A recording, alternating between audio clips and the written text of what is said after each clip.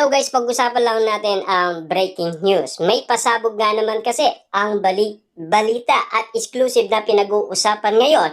Catherine Bernardo, bakit hindi masaya kahit nakikipag-date kay Mayor Mark?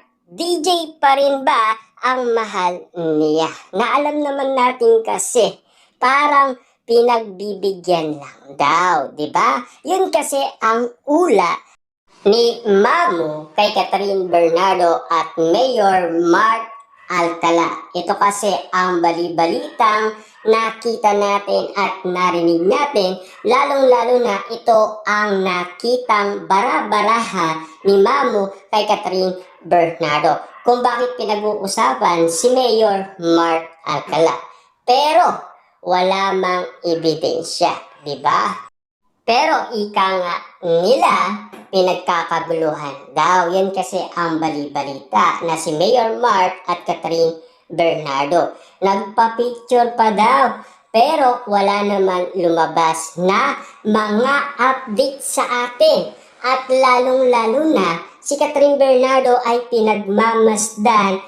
Sobrang lungkot ng kanyang mga mata. Yan kasi ang mga nasa isipan ng maraming tao kung bakit nakikita at pinag-uusapan na si Catherine Bernardo, iisa lang daw ang kanya minamahal. Walang iba kundi si Daniel Padilla. Siyempre alam niyo naman siguro, with feelings pa at may luha pa na lumalabas kanyang mga mata. Ibig sabihin, katotohanan ang lumalabas sa puso ni Catherine Bernardo na siyang lumalabas sa kanyang bibig na may kasamang luha. Yan kasi ang mga pinag-uusapan kung bakit nga naman kasi si Catherine Bernardo ay spotted, lalong-lalo na kasi kung mahal na mahal niya pa rin si Daniel Padilla. Hindi katulad na pinag-uusapan patungkol umano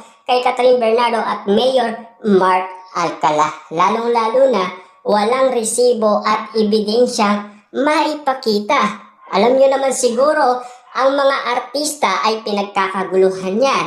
Lalong-lalo na kung nakita mo, di ba? Hindi mo pwedeng sabihin na napakabilis. Kasi kitang-kita natin sa paglapit niya daw ay maraming mga tao. Bago niya nakita sina Catherine Bernardo at Mayor Mark Alcala, may mga tao na. Yun kasi ang mga pinag-uusapan na galing umano sa detalyeng kinuha ni Ogie Diaz sa isang netizens. Pero si Catherine Bernardo laging pinagmamasdan dahil sa pag-amin niya na mahal niya pa rin si Daniel Padilla. Yan kasi ang nasa isipan ng karamihan. Hindi yung sinasabi yung patungkol kay Mayor Mark Alcala at Catherine Bernardo. Kasi ang tunay na rason kung bakit nga naman kasi pinag-uusapan si Catherine Bernardo at Daniel Padilla dahil sa pasabog umano ng ABS-CBN. Dahil sa throwback na movie at teleserye ng Katniel, lalong-lalo na kung ano nga ba talaga ang masasabi ng iba't ibang mga tao, kung pwede pa nga bang maibalik ang Katniel bilang love team. At lalong-lalo na kasi meron pa silang movie na pinag-uusapan, ang After Forever, na matagal na nating inihintay. Sabik na nga kasi ang mga Dilulo fans sa movie ng Katniel. Lalong-lalo na kasi sa mga ganitong sitwasyon na pinag-uusapan ngayon. Dati ang pinag-uusapan, tropa at magkaibigan lang daw ang gusto ni Catherine Bernardo. Si Daniel Padilla naman, ang gusto niya magkabalikan sila.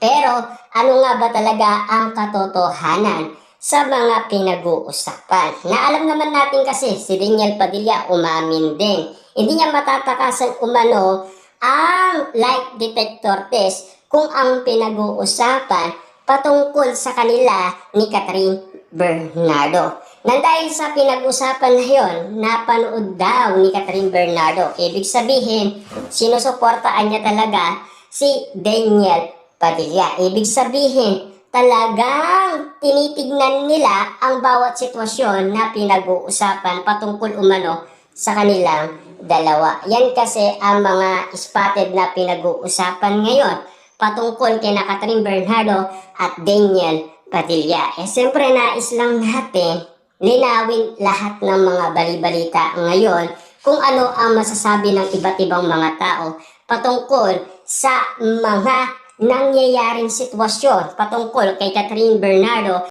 Daniel Padilla at lalong-lalo na sa pinag-uusapan patungkol sa balita sa atin ni Ogie Diaz na spotted daw si Mayor Mark Alcala at Catherine Bernardo sa IB Clinic. May arutan at kulitan, malambing daw sila sa isa't isa pero walang opsyon na maipakitang ebidensya. Siyempre mga artista, sinong taong hindi pagkakaguluhan sina Catherine Bernardo at Mayor Mark Alcala? Sa tagal-tagal ng balitang ito, ni isang impormasyon na kahit picture or video walang maipakita. Tapos na rin ang eleksyon, di ba? Kasi alam naman natin kung talagang nagmamahalan sila sa isa't isa at kung yun ang detalye kasi sa atin ni Ogie Diaz. Pero ang detalye naman sa atin ni Catherine Bernardo, si Daniel Padilla pa rin ang namimiss niya at sabik na sabik pa rin kay Daniel